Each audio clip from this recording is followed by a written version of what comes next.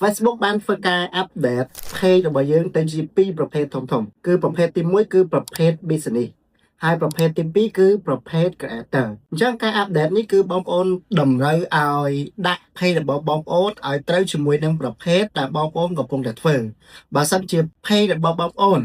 សម្រាប់ធ្វើការលក់ដូរមានថាជា business ដើម្បី boost លក់ផលិតផលឬក៏សេវាកម្មបងប្អូនត្រូវជ្រើសរើស page ជា business ហើយបើសិនជាបងប្អូនជាអ្នកផលិតមាតិកាមានថាធ្វើ content អ្នកធ្វើ content គឺបងប្អូនត្រូវរើស page របស់បងប្អូនទៅជា creator អញ្ចឹងបើសិនជាបងប្អូនអត់ទាន់បានដាក់ page របស់បងប្អូនឲ្យត្រូវជាមួយនឹងអ្វីដែល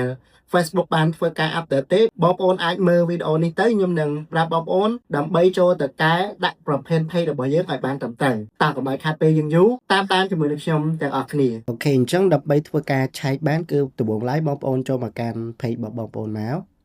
បន្ទាប់មកទៀតគឺបងប្អូនចុចកន្លែងនេះ professional dashboard យើងចូល professional dashboard ហ្នឹងមកបន្ទាប់មកទៀតគឺបងប្អូនចុចកន្លែង setting នៅខាងក្រោមនេះបាទរួចបងប្អូនអូសចុះមកក្រោមរកពាក្យថា page setup ចុចលើ page setup នេះមកអញ្ចឹងកន្លែងនេះគឺមានពាក្យថា page type នេះប្រភេទ page របស់យើងអញ្ចឹងតកតងជាមួយនេះ pick the primary use for your page វាឲ្យយើងរើសអញ្ចឹងកន្លែងនេះគឺមាន2មាន business ហើយនិង creator ហ្នឹងអញ្ចឹងបើសិនជាយើង page សម្រាប់រកស៊ីលក់អីវ៉ាន់លក់សេវាកម្មផ្សេងៗគឺយើងយកអានេះ best for business that sell product and service អញ្ចឹងយើងយកអាហ្នឹងមកតែបើសិនជា page របស់បងប្អូនសម្រាប់ធ្វើជា content creator បាទមានថាអត់រកប្រាក់ចំណូល boost លក់ផលិតផលឬក៏សេវាកម្មទេបងប្អូនយក creator នេះទៅយើងជាអ្នកផលិតមាតិកាបើខ្ញុំគឺ page សម្រាប់ boost រកស៊ីអញ្ចឹងយើងយកជាលក្ខណៈ business អញ្ចឹងយើងយក business នេះឲ្យបងប្អូនចុចលើពាក្យថា next នេះមកអញ្ចឹងកន្លែងនេះវាប្រាប់ថា business page can help you achieve your goal ទី1គឺ grow your presence មានថាធ្វើឲ្យគេកាន់តែស្គាល់ពី page របស់យើង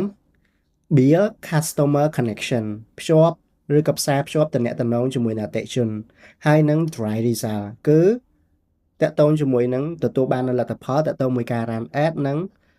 ការទទួលបាននៅ insight ដែលយើងអាចមើលតកតងជាមួយនឹងអតិថិជនរបស់យើងដើម្បីឲ្យការលក់របស់យើងកាន់តែមានការកើនឡើងអញ្ចឹងយើងចុចលើពាក្យថា confirm មក